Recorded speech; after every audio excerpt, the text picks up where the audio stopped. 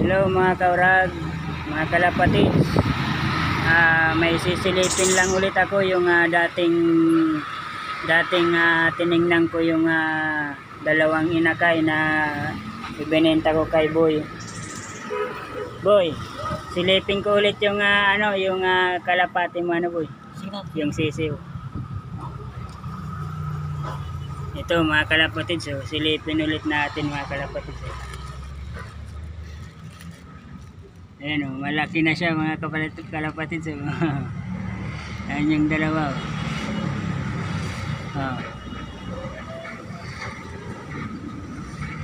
Dati nung pagsilip ko dito, ano pa lang siya mga kalapatid, 2 days pa lang ata yun o 3 days. Ngayon, ano siguro to 13 days ata. Or ano na, mga 12 days. Ayun naman yung mag-asawa mga kalapatid. So, swerte ni Boy Yan o.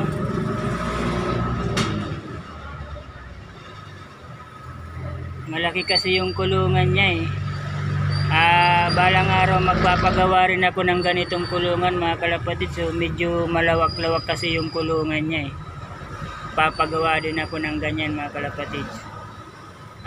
Pag balang araw para dumami rin yung kalapati ko.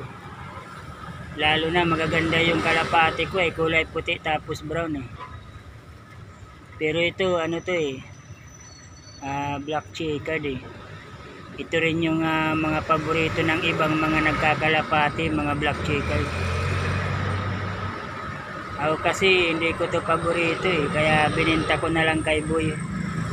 50 yung isa, bali yung dalawa 100. Paborito ko kasi puti tapos brown Ayan yung dalawa i-standby Ayan mukhang ano to yung isa mukhang may may puti-puti yung isa Yan may puti siya mga kalapatid. So maganda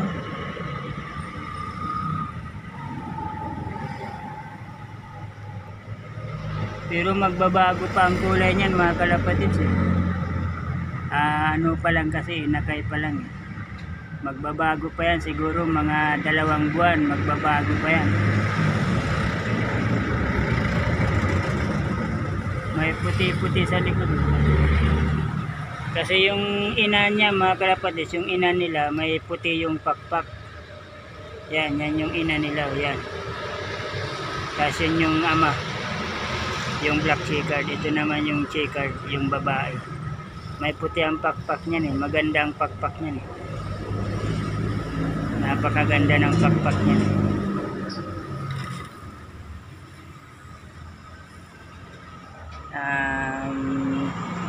Magandang kinalabasan ng kalapati.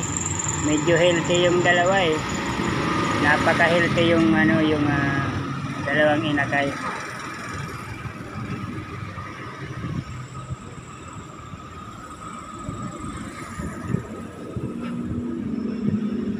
Kailan kaya ako makakapaitlog ng kalapati ko mga kalapatid Medyo nahihirapan ako magpaitlog kasi hindi ko naasikaso mga kalapatid Nagtatrabaho kasi ako. Dapat talaga may magtutok ng Dapat natututukan talaga Dapat may tao talaga may taong nag-aasikaso araw-araw. Para mas nasisiyahan yung kalapati mga kalapatid. Napansin ko lang kasi mga kalapatid pag walang taong nag-aasikaso, bihira lang nila makita yung amo nila.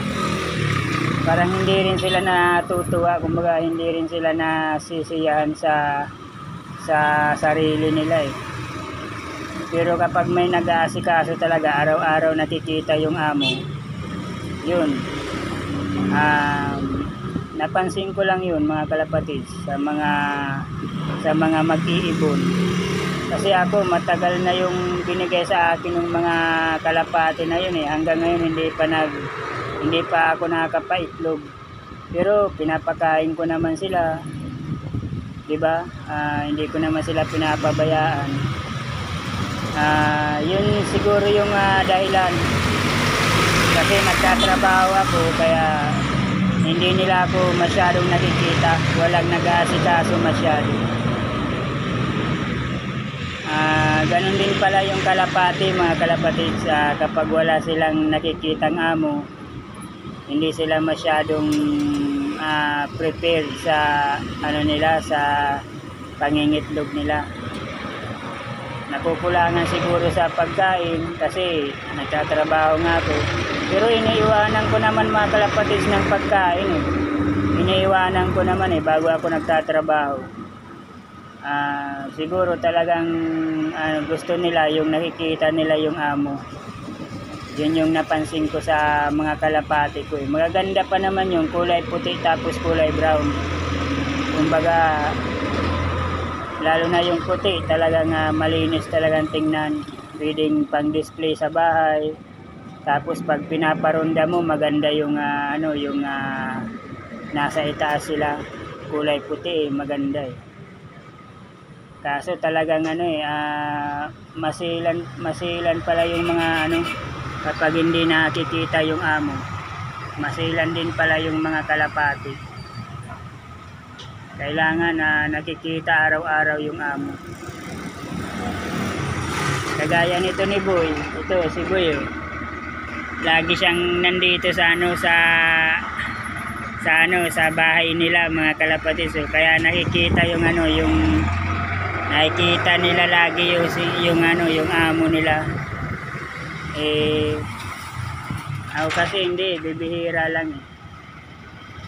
Isa siguro yun sa mga dahilan kung bakit hindi nangingitlog agad yung kalapati.